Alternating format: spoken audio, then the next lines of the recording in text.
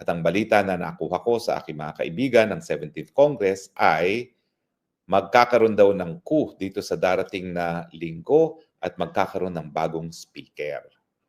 Tatanggalin daw si Tambaluslos. Now, of course, ang sinasabi nila, bali-balita, ang papalit daw itong si Albi Benitez ng Bacolod. No? At pag-usapan natin ito. Tama ba o hindi? Well, ewan po. No? Malalaman naman natin yan sa darating na linggo kung talagang matatanggal si Tambaluslos. Sana nga po.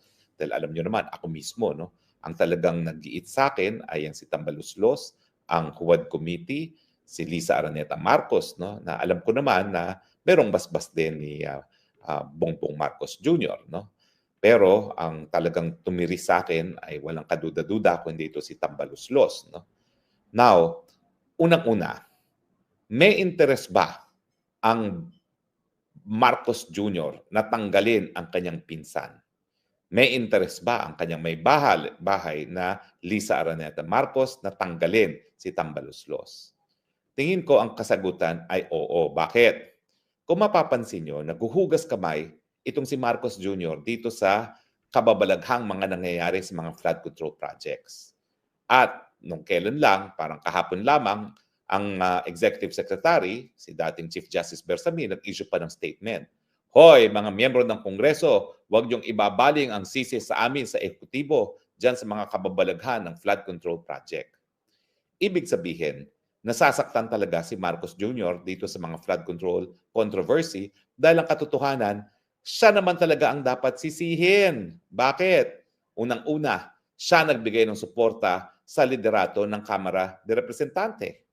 Sa katunayan po, sa kasaysayan ng Pilipinas, walang nagiging speaker na hindi binibigyan basbas ng presidente. So kung ano man ang patakaran na pinatupad ni Tambaluslos dyan sa Kamara, yan ay dahil sinuportahan ni Marcos Jr. na mag-i-speaker si Tambaluslos. Pangalawa, yung mga maanumalyang proyekto na naipasok sa National Expenditure Program, ang nag-propose niyan si Marcos Jr. Kung dumaan yan sa proseso, kahit papano, merong pag-aaral kung kinakailangan nga ba yung proyekto na yan, pero ang katunayan po niyan ay nanggaling pa rin sa Malacanang ang programa.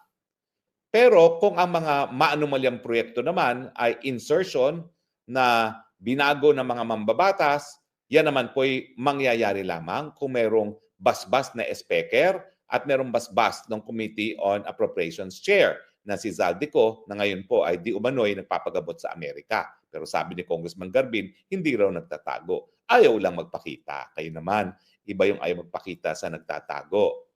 So ngayon, the buck stops with the President.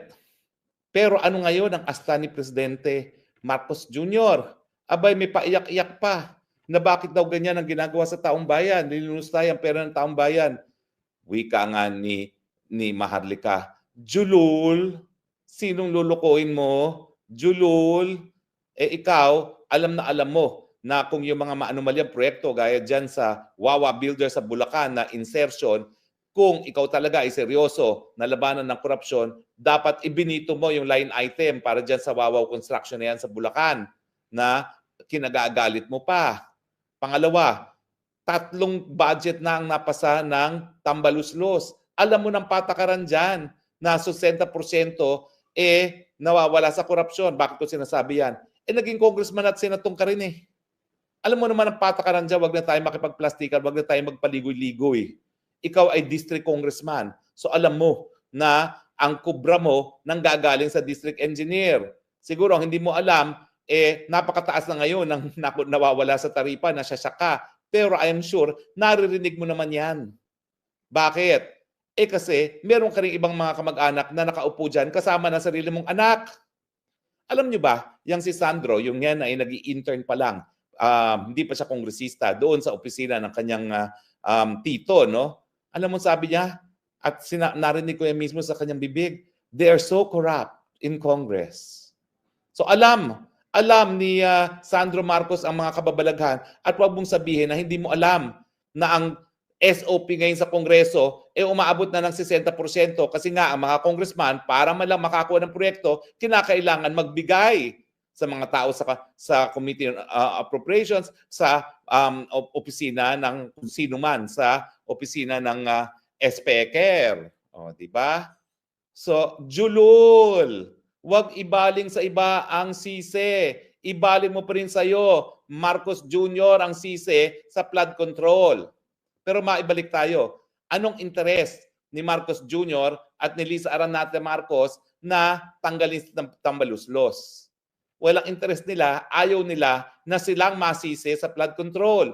So hahanap sila ng Paul Guy. Ang gagawin nilang Paul Guy, speaker. Para magalit ang tao kay speaker lamang at hindi sa kanila. At yan yung konteksto na nagsabi si Bersamin, hoy, kayong mga kongresista, huwag yung ibaling sa ehekutibo ang sisi sa mga kababalaghan sa flood control project. So kung ganitong interes ni Marcos Jr., na talagang ayaw niyang mapasipa sa pwesto dahil alam niyang galit na ang tao dahil dito sa flood control na iskandalo, natural para maibsan ang galit ng taong bayan, ibabaling mo ang sisi sa iba at in this instance, ibabaling mo ang sisi kay Speaker Tambaluslos. Pero make no mistake about it, hindi naman magagawa ni Tambaluslos yung mga kabalustugan nito kung hindi siya kampante na susuportahan siya ng Marcos Jr. At bakit naman alam ni Tambaluslos na susuportahan siya ni Marcos Jr.? Kasi nga, kinakailangan nila yung loyalty. Kinakailangan nila yung pirma ng mga congressman para mapa-impeach si Inday Sara Duterte. O di ba? Dahil binusog nila ang mga congressman ng 3 taon, hindi sila nakakuha, hindi sila nagkaroon ng problema ng pagkalap ng mga signatures para suportahan ang impeachment ni Inday Sara na nabasura na ngayon ng Korte Suprema. Sa tingin nyo ba, yung mga Luistro, mga Alonte, mga Alonto, hindi Alonte, Luistro, mga Adjong, mga sino pa yan? Mga yung Chairman Fernandez, mga Abante. Tingin nyo ba magiging kasing bangis yan nung nakita natin sila sa Quad Committee kung hindi dahil kampante sila, na binusog na sila, kaya po pwede na silang maging matapat na aso para sa administrasyon. Di ba? Money talks. Kaya wag mong ibaling ang sisi. The buck stops with you, pero ngayon alam mo, napakalakas ng posibilidad na ma-people power ka na dahil nga sa balastugan at sawan-sawa ng taong bayan. O ang katotohanan, may naninindigan na gaya ni Benji Magalong na nagsasabi, tama na, sobra na. Bakit naman hindi magtatama na sobra na yan? Mayor ko yan sa Baguio City, nakita niya na talagang overpriced yung mga nets na ginagawa sa Cannon Road na wala namang silbi kasi palaging sarado pa rin ang Cannon Road. At nashock siya na bilyon-bilyones pa lang ginamit dyan sa mga netting na yan na mukha lang naman mga kulambo. Hindi ko alam bakit bilyones ang halaga. O di ba? O kaya posible po na ang nasa likod ng pagtatanggal kay Tambaluslos ay ang mag-asawang Marcos dahil nga binabaling nila ang sisi gaya ng sinabi ng Executive Secretary sa mga anomalyang mga flood control projects sa mga congressman at hindi sa kanilang mga sarili. So it makes sense. Ang akin lang, wag tayo magpalinlang ha. Mga Marcoses pa rin ang responsable dyan. Sila nagtalaga kay Tambaluslos na nais nilang tanggalin ngayon. Sila nagbigay basbas na gamitin ang kaban ng bayan para bilhin ang mga lagda ng mga congressman.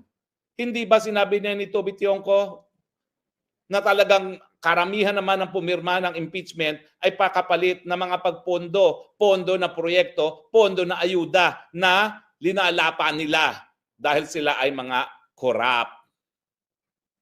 So, kung ang motivation ang pag-uusapan at yung realidad na wala namang umuupong speaker na hindi binibigyan ng basbas ng presidente kasi nga ang impluwensya ng presidente sa mga congressman ay yung pantaon ng budget. Na kapag hindi ka loyal sa presidente, wala kang budget. Ilang beses na nangyari yan. Na yung mga oposisyon talagang na zero budget sa kanilang mga distrito. Alam mo na yung mga congressman na yan, kahit sabihin mong nagmamalinis, lahat yan ay umaasa sa SOP. Ang problema na nga lang ngayon, yung taong bayan tinanggap yung SOP dahil akala nila dati 10% at 5%, na-shock sila nang nalaman nila 60% na pala ang napupunta sa korupsyon. O di ba?